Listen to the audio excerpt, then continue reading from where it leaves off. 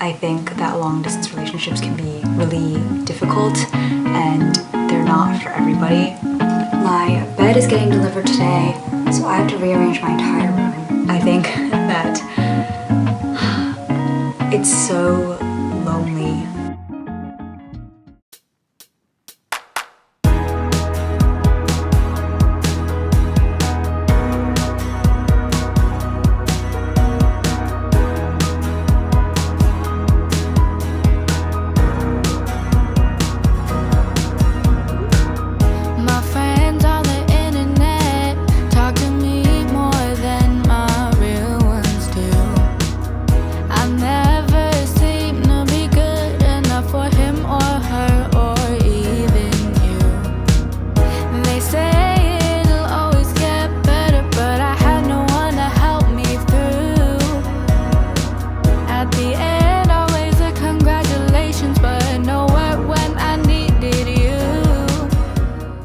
Good morning. I slept in because I'm feeling kind of ill. And now I'm drinking a tea because my throat is completely shot. I might be having the beginnings of a cold.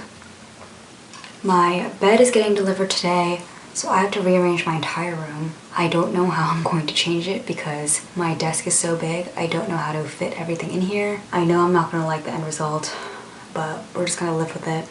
I have a lot of work to do, so I'm gonna try to get as much work as I can before they come deliver, whenever that may be, and take care of myself so I don't get any more sick.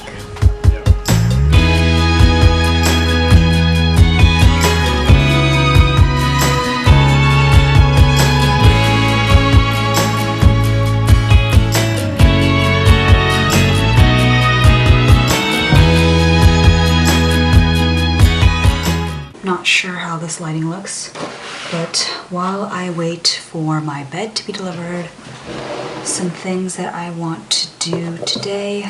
So I need to plan for my vacation coming up.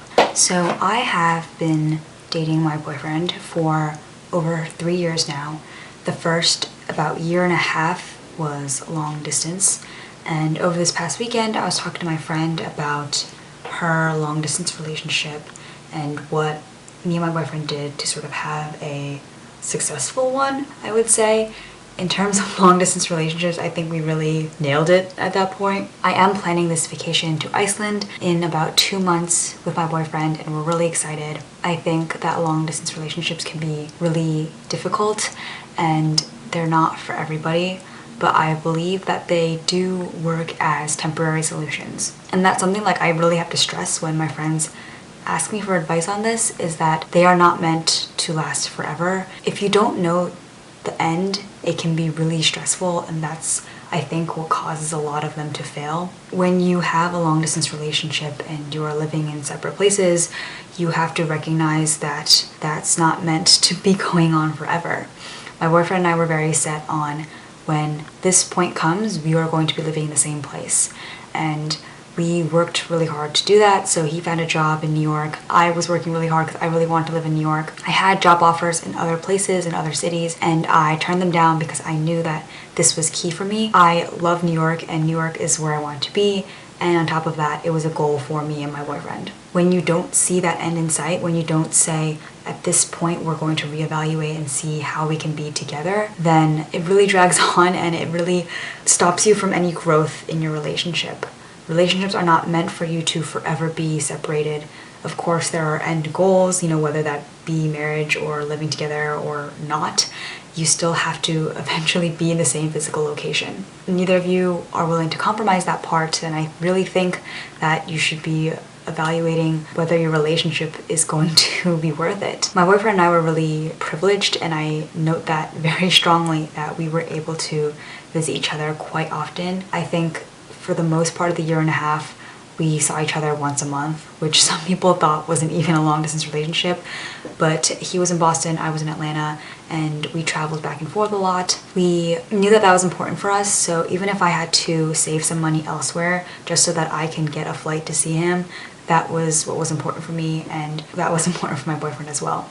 I recognize that given travel restrictions and budget, that's not possible for everyone, and I feel incredibly lucky that we were able to have that opportunity, but I know that's not for everybody. So seeing each other as much as possible and getting the most of your time together is really important. I also feel like talking and hanging out in between those times together is really important. So my boyfriend and I really liked to FaceTime and watch movies together. We like to play games together and just talk throughout the day. For me, it was really important to hear his voice, so I loved to call him when I was walking home at night, or just send him little snippet videos of me throughout the day. My favorite things are unboxings, so whenever I got packages, I would record myself unboxing new clothes and trying them on, and I would send them over to him, sort of like my YouTube videos. Basically, I would send him vlogs of my day, and that was how I really enjoyed connecting with him. I loved to write him letters. I like handwritten, cute little letters. I would send them over to his place. He would send me cute little packages as well, and we were both very present in our relationship, and I think that we both put in the same amount of effort, and I'm really thankful for that. It's very important, I think, to be clear on what level of effort you want. You can't sit around saying, why isn't my boyfriend calling me? You should tell him, hey, I want you to talk to me X amount of times a week. And I know that sounds really robotic. I think people think that your boyfriend should automatically know what you want. That's never really the case. You have to be open and tell them. So my boyfriend and I were very clear on when we wanted to talk to each other and when we needed some space. We had different schedules going on, we had different spring breaks, and we gave each other space there, but also at the same time, when I wanted to talk to him, I reached out to him and found a way. I think that it's so lonely and it's so hard when you want to be with someone and they're so far away, but there are ways to make it work. And as long as you see the end in sight, even if it's not that close, if you know that there's an end, then you are a lot more likely to maintain a healthy relationship. Speaking it out loud, when I've been talking to my friends about it, I'm really thankful that we were able to get through that, and now we live in the same area together, so we're able to see each other a lot more often, and that's been really nice. And I'm really excited to be planning a vacation with him. At the same time, I also think it's really important for you to have your own growth. Whether you're long distance or not, there should be a part of you that exists outside of your relationship. When you're in a relationship so deep, you want to be doing everything together, but having that space and doing things apart is also something so big and so important. So staying busy is always really good. Today, I've been taking care of myself, and I will send my boyfriend updates of what I'm doing, but I don't feel the need to be calling him every minute and talking to him all the time, and I've been really enjoying that. I have friends who ask me why we don't live together, and as much as I would really enjoy living with him, I've been also really enjoying living without him here and getting to see him whenever I can in my free time. I like that I have my own space to go off to, and although I miss him a lot, I do know that I'm thriving here even if he's not physically with me. With that being said, I'm going to finish up my tea and continue doing work.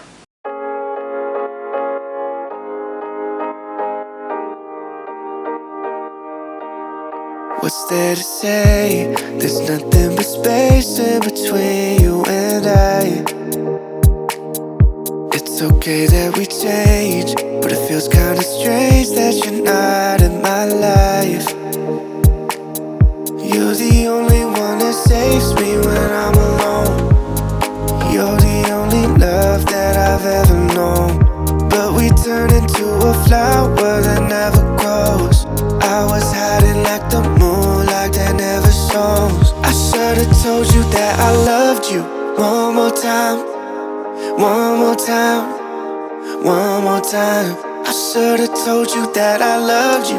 One more time, one more time, one more time. I should've told you that I loved you every night. Oh, that's on my mind. My bed came in and I really like the bed.